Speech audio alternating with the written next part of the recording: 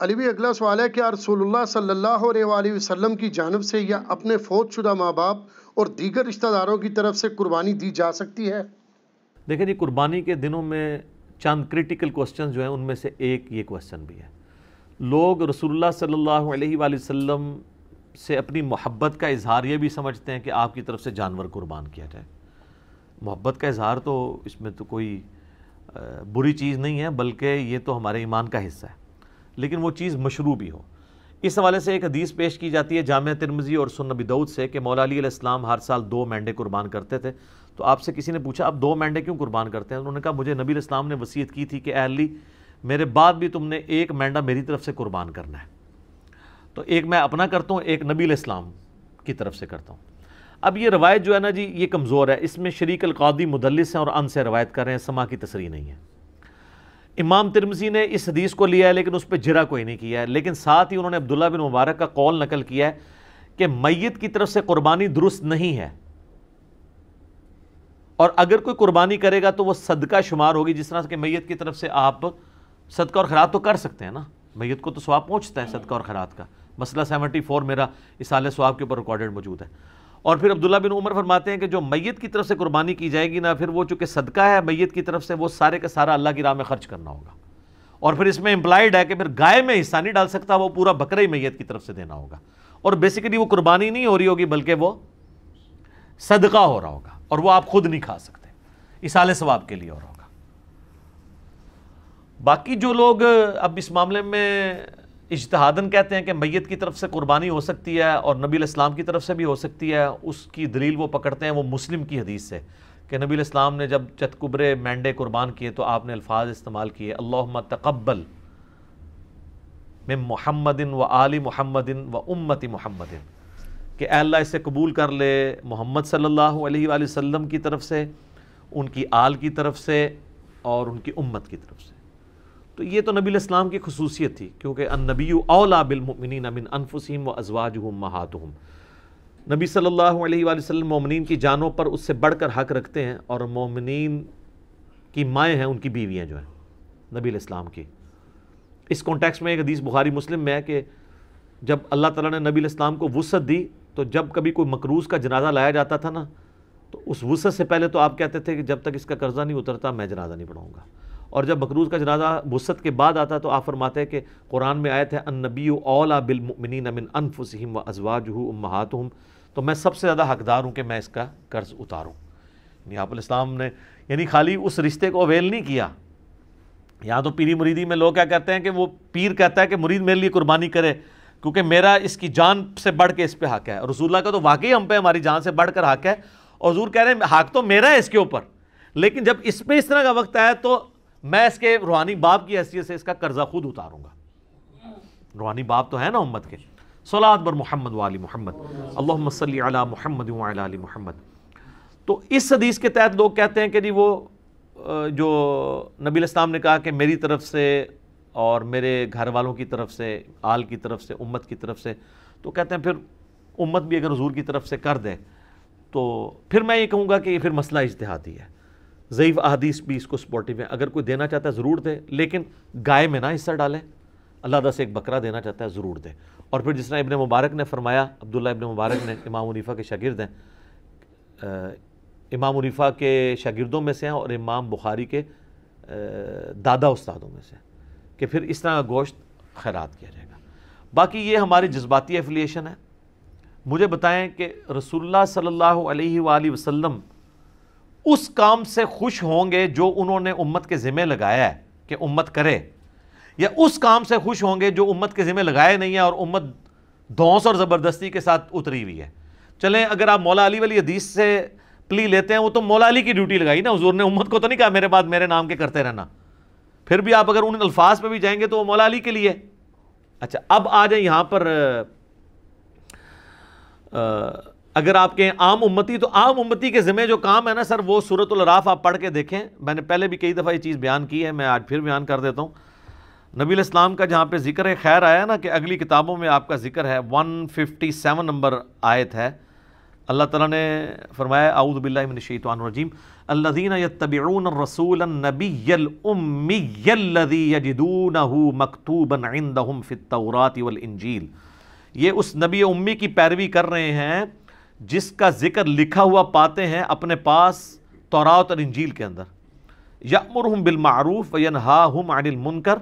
جو کہ انہیں نیکی کا حکم دیتے ہیں، ان کو برائی سے روکتے ہیں، وَيُحِلُّ لَهُمُ الطَّيِّبَاتِ، اور حلال کر چیزیں ان پر پاکیزہ چیزیں حلال کرتے ہیں، وَيُحَرِّمُ عَلَيْهِمُ الْخَبَائِث، اور جو خبیث گندی چیزیں ہیں وہ ان پر حرام کرتے ہیں اللہ کے اذن سے، وَيَضَعُ عَنْهُمْ إِسْرَهُمْ، اور ان پر جو بوجھ تھا وہ ان سے دور کرتے ہیں۔ ظاہر شریعت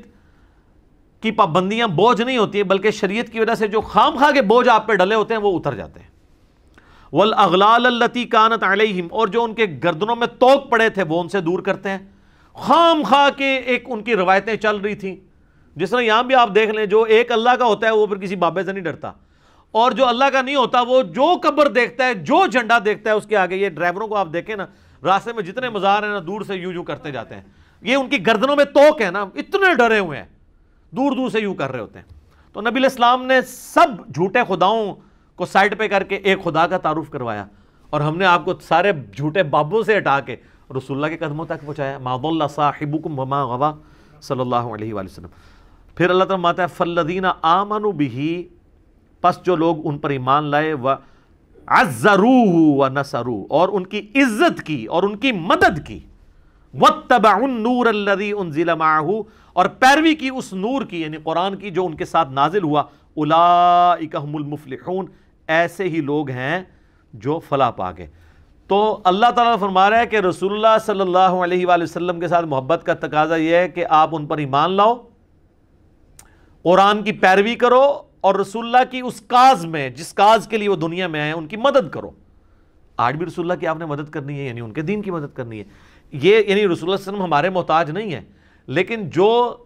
ایک روحانی باپ کی حیثیت سے ہم پر حق ہے ان کا، جو بخاری مسلم میں آپ نے یوم النہر کے خطبے میں بھی کہا ہے اور یوم عرفہ کے خطبے میں بھی، کہ کیا میں نے اللہ کا پیغام تم تک پہنچا دیا؟ سب نے کہا یا رسول اللہ پہنچا دیا۔ آپ نے فرمایا اب تمہاری ذمہ داری ہے کہ اس پیغام کو دوسرے لوگوں تک پہنچاؤ۔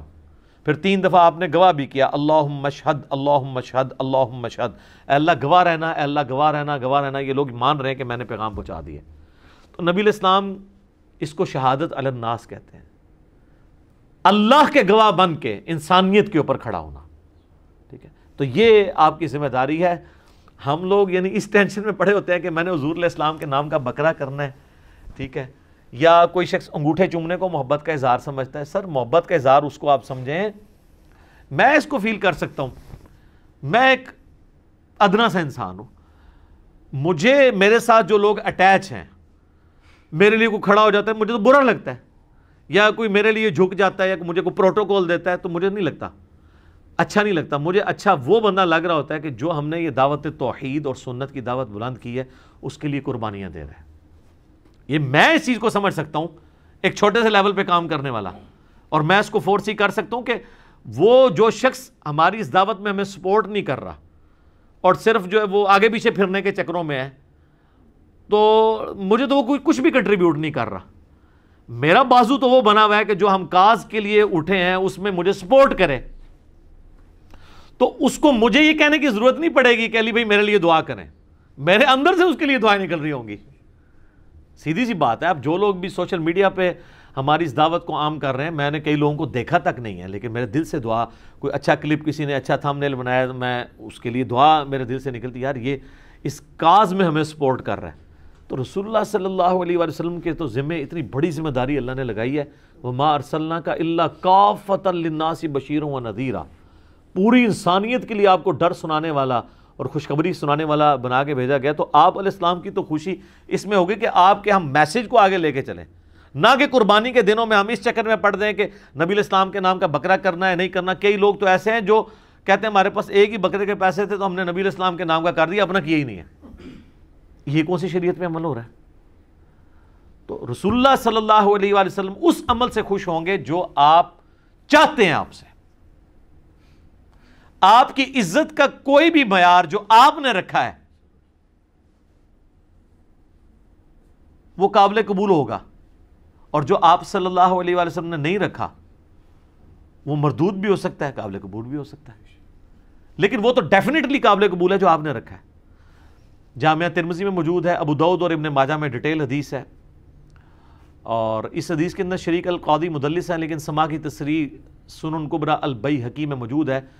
کہ ایک صحابی قیس بن سعد کہتے ہیں میں کوفے کے پاس ہیرا نامی شہر میں گیا تو میں نے دیکھا لوگ اپنے سردار کو سجدہ کرتے ہیں، تو جب میں مدینہ شریف واپس آیا تو میں نے حضور علیہ السلام کو سجدہ کیا، آپ نے فرمایا سر اٹھا، یہ کیا کر رہا ہے؟ جب میں فوت ہو جاؤں گا تم میری قبر سے گزرو گے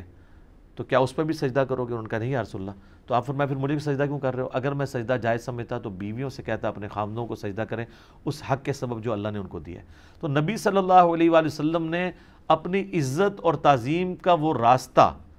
جو شرکی کیٹیگری میں فال کر سکتا تھا یا آپ کی تعلیمات کے خلاف تھا، اس کو سائڈ پہ کر کے آپ نے کہا یہ کام ہے کرنے کا۔ آپ دیکھیں کئی صحابہ ہیں جو حضور کی وفات کے وقت وہاں موجود نہیں تھے۔ وہ بڑی دردناک حدیث ہے، معاذ بن جبل کو جب حضور علیہ السلام نے یمن کا گورنر بنا کے بھیجا تو آپ جو ہے وہ گھوڑے کے ساتھ پیدل چل رہے تھے اور چھوڑنے آئے، اور آپ نے پھر فرمایا تھا کہ ہو سکتا ہے معاذ اب اگلی دفعہ آؤ تو تم میری قبر پہ آؤ، تو انہوں نے کہا یا رسول اللہ میں تو میں آپ کا آخری دیدار بھی نہیں کر سکوں گا۔ سر پوری زندگی انہوں نے قربانیاں ساتھ دی تھی، وہ تو زیادہ حقدار تھے کہ وہ حضور کے ساتھ، لیکن ان کو پتا تھا یار حضور کی کاز کے لیے ہم جا رہے ہیں۔ حجۃ الوداع کے موقع پر صحابہ کرام نکلے ہیں تو پھر جناب لوگوں کو پتہ نہیں کہاں کہاں انہوں نے پیغام پہنچایا ہے۔ جو قادسیہ یرموک لڑنے کے لیے گئے ہیں وہ تو اپنی لائف کنکلوڈ کر کے گئے ہیں نا، کتنے لوگ شہید بھی ہو گئے وہاں پہ۔ تو یہ آپ حضور کے نام کے جانور دینے کی بجائے نا سر حضور کی کاز کے لیے آپ ان کی مدد کریں، جو اللہ تعالیٰ کی آپ سے ریکوائرمنٹ ہے، جو نبی علیہ السلام کی ریکوائرمنٹ ہے۔ جامعہ ترمذی ابو داؤد میں حدیث ہے، نبی علیہ السلام فرمایا اللہ اس کا چہرہ خوش و خرم رکھے جو ہماری حدیث سنے اور آگے لوگوں تک پہنچائے۔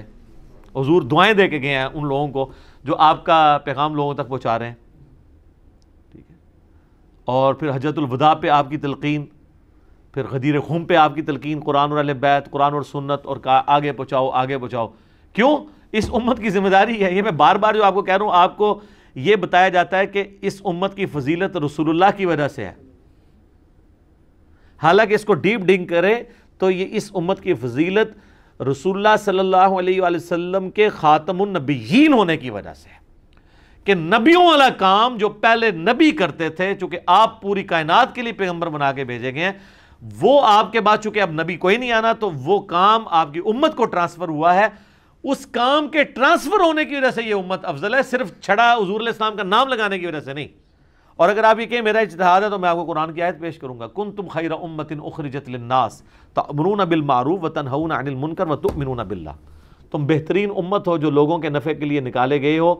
لوگوں کو اللہ کی طرف بلاتے ہو، یعنی لوگوں کو نیکی کی طرف بلاتے ہو، برائی سے روکتے ہو اور اللہ پر ایمان لاتے ہو۔ ایمان تیسرے نمبر پہ ذکر ہوا ہے کہ ایمان سچا اس کا ہے جو لوگوں کو اللہ کی طرف بلائے، نیکی کے کاموں کی طرف برائے، برائی سے روکے۔ تو نبی علیہ السلام کا منصب تو یہ تھا، اور آپ کی مدد آپ نے اس طریقے سے کرنی ہے۔ یہ حضرت عیسیٰ علیہ السلام اپنے ساتھیوں سے جب کہہ رہے ہیں من انصاری اللہ، تو کوئی مطلب نعوذ باللہ من ذالک کو دنیاوی طور پہ کوئی فوڈ چین کھولنے کے لیے تو نہیں وہ کہہ رہے تھے، دین کے مدد کے لیے۔ تو حواری قال الحواریون نحن انصار اللہ، ہم جو ہیں وہ اللہ کے مددگار، اس کے دین کے مددگار ہیں۔ تو رسول اللہ کے نام کے بکرے قربان کرنے کی بجائے نا آپ دین میں ان کے لیے مدد کریں اور اس دین کے پیغام کو پہنچائیں، یہ ہے کام کرنے والا۔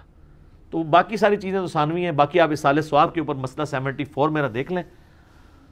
10 لاکھ سے زیادہ لوگ وہ یوٹیوب پہ ویڈیو دیکھ چکے ہیں، بلکہ 1.2 یا 1.3 ملین کے قریب لوگ دیکھ چکے ہیں۔ اس میں نے اصالہ ثواب کی ساری شکلیں بیان کی ہیں، تو اس کیٹیگری میں یہ ضرور فال کرے گا۔ قربانی والا مسئلہ جو ہے وہ مختلف ہے، باقی وہ جو حدیثوں سے سہارا لیتے ہیں وہ روایتیں کمزور ہیں، اور پھر زیادہ سے زیادہ مولا علی کی خصوصیت ہوگی۔ اور باقی رہا رسول اللہ کا کہنا کہ محمد آل محمد اور امت محمد کی طرف سے قبول کر، تو یہ نبی علیہ السلام کی خصوصیت ہے، ورنہ تو آپ بھی جب پھر قربانی کریں تو آپ بھی کیا پھر یہ ساتھ کہیں گے کہ میری طرف سے، میرے گھر والوں کی طرف سے، رسول اللہ کی طرف سے اور پوری امت کی طرف سے قبول کر، لہٰذا پوری امت نے کرنے کی ضرورت ہی نہیں ہے، ٹھیک ہے، اس طرح تو نہیں ہے۔ تو اس جو خصوصیت والی چیز ہے اس کو اس طریقے سے دیکھنے کی ضرورت ہے، ٹھیک ہو گیا۔